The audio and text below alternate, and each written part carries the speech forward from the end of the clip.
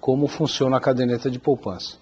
Agora, quando a gente pensa que parte dos recursos da poupança, até por um direcionamento, eles são direcionados para o financiamento imobiliário, quer dizer, é uma incoerência você ter uma fonte de recurso, aonde, no exemplo, se depositou aqui e se sacou o dinheiro no Piauí, né, e que essa fonte de recurso tenha daqui a 12 meses a necessidade de ser aplicada, por exemplo, no financiamento imobiliário, né? Eu acho que a questão do prazo é uma questão que podia ser estudada e nós não podemos perder de vista a importância a principal importância para nós do mercado imobiliário hoje, da poupança, é a questão da taxa de juros que está chegando no consumidor final. Quer dizer, grande parte dos brasileiros nos últimos 5, 6 anos adquiriram financiamentos imobiliários a uma taxa média anual de 9,5% a 10%, né? E as modificações que houverem na poupança, se forem, vamos dizer, muito profundas, poderão afetar essa taxa de juros do consumidor final. Mas se afetar para baixo. Poderão ser para baixo, né? Se você for mexer na taxa de captação, por exemplo, né? Mas eu estava até comentando antes da gente estar aqui, que a primeira vez que nós fomos convidados para tratar desse assunto foi em 1999, então no governo Fernando Henrique Cardoso. E todas as iniciativas que a gente viu da época para cá, eu acho que a questão de mexer na remuneração é a questão mais delicada, né? Até você vai fazer um bloco aí, eu tenho impressão, sobre as opções. Isso. Quer dizer, uma das soluções seria pegar esta poupança que existe hoje e que está casada com financiamento imobiliário, deixar ela meia separada e se produzirem novas formas de caderneta de poupança no país, né? Deixar essa casada. Mas você vê assim, o anacronismo e o atraso que a gente está observando aqui. Presta atenção, financiamento imobiliário, que é uma questão social, está vinculado com poupança. Quer dizer, que é uma aplicação para os pobres. Quer dizer, você tenta amarrar. Aí você também tem, por exemplo, depósito à vista, também tem 25%, que é lei, que é crédito rural. Aí você tem 2% que é microcrédito. Você já começa com o sistema todo travado.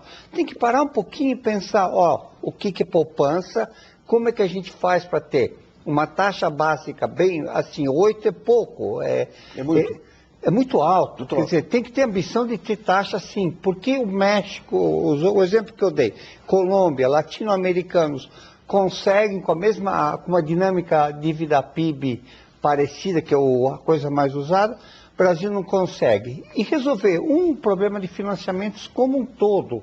Não faz sentido, por exemplo, só em fevereiro, que é a última nota, 47% das concessões foram cheque especial ou cartão de crédito. E na pessoa jurídica, 34%, desculpa, foram conta garantida, que na média custa mais de 100% ao mês. Quer dizer, o sistema está com disfunções. Aí fica aquele círculo vicioso, né? Então temos que pensar um pouquinho mais, não é só a questão da poupança, é a questão da intermediação financeira que a gente tem que olhar. No caso específico, eu acho que o governo tem que acabar a TR, por exemplo. É uma coisa que assim, a maioria... Explica a TR para os outros telespectadores. Não, explica para alguém, me explica o que é a TR. Por que você tem uma fórmula toda complicada? O que você mencionou, por exemplo, é 80%, 62% da Selic. Eu acho que tem que ser uma coisa diferente. Selic é taxa de um dia para banco, devia ser assim. A taxa de um ano fixa, a taxa de um ano está em tanto... tira assim 25% ou 30%, essa vai ser a remuneração para cada 6 meses. Então, bem na linha. Petrônio, se fosse analisar aí ao longo dos últimos anos, quer dizer, você tem esse volume de depósito de poupança que tem que garantir um volume de crédito e financiamento de longo prazo. Aí. Como que tem sido essas oscilações no saldo de poupança frente à demanda por financiamento? Olha, o financiamento imobiliário, como você acompanhou, ele é muito recente. Ele, vamos dizer, ele volta a funcionar no país a partir de 2004, principalmente, né?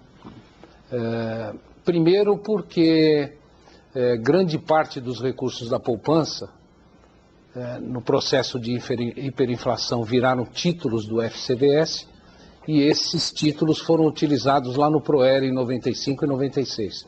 Então, só a partir de 2002 que esse dinheiro começa a retornar para o mercado imobiliário. É importante dizer que foi decisão do Gustavo Loyola, presidente do Banco Central, que acabou impedindo durante muitos anos que esse saldo de poupança revertesse financiamento, né, que segura muito o mercado também. Sim, isso ficou de 96 até 2002, começo de 2003. Né? Em 2004 saiu uma lei muito importante que consolidou a alienação fiduciária, que trouxe o patrimônio de afetação, uma série de garantias. Então os bancos e as próprias incorporadoras começaram a crescer e o crédito imobiliário cresceu. Hoje vamos dizer, os números já estão muito próximos do direcionamento máximo, né, da exigibilidade, em torno de 65%. Ou seja, nós conseguimos esgotar, a demanda estava tão reprimida e houve uma mobilidade social tão grande na população brasileira que bastaram esses 7, 8 anos para, vamos dizer, se esgotar a exigibilidade, né? Aí volta na questão que está sendo colocada, né? A questão do direcionamento de recursos, e se o direcionamento de recursos é bom ou ruim. Eu acho que se o sistema financeiro nacional passar por vamos dizer, uma reorganização, uma rearrumação, eu acho que é uma questão que dá até para se ver, porque a possibilidade de termos recursos mais baratos, hoje em dia, ela não é remota, ela está muito próxima dos dias de hoje. Tá. Roberto, você falou aí que eventualmente você poderia pegar poupança e pegar a taxa de juros mais longa. Você acha que o mercado de taxas brasileiro hoje, ele já está bem maduro para você ter uma previsibilidade sobre o que é taxa para aplicações de captação mais longa, mais curta? Já está em padrão internacional ou tem que avançar muito ainda? Tem que avançar, mas no mundo imperfeito que a gente vive, já está avançado o suficiente para você fazer isso. Então você pega, por exemplo, a taxa pré de 5 anos. Né? Essa taxa pré estava em... Só para explicar para o telespectador, a taxa pré-fixada, aquela que você já define... A taxa que você faz normalmente. Esse é o grande vício do Brasil. Se falassem para mim, Troster, você muda uma coisa. Acabava com CDI e Selic. Tudo é um dia. Você faz um empréstimo no Brasil, um dia. Você vai corrigindo diariamente pelo CDI, que é o custo de captação dos bancos. Você faz aplicação que também te pagam CDI. Mas o que acontece? Então é taxa todo dia. Você tem uma taxa pré, que é? Uma taxa que fixa agora e essa taxa por 5 anos não vai mudar.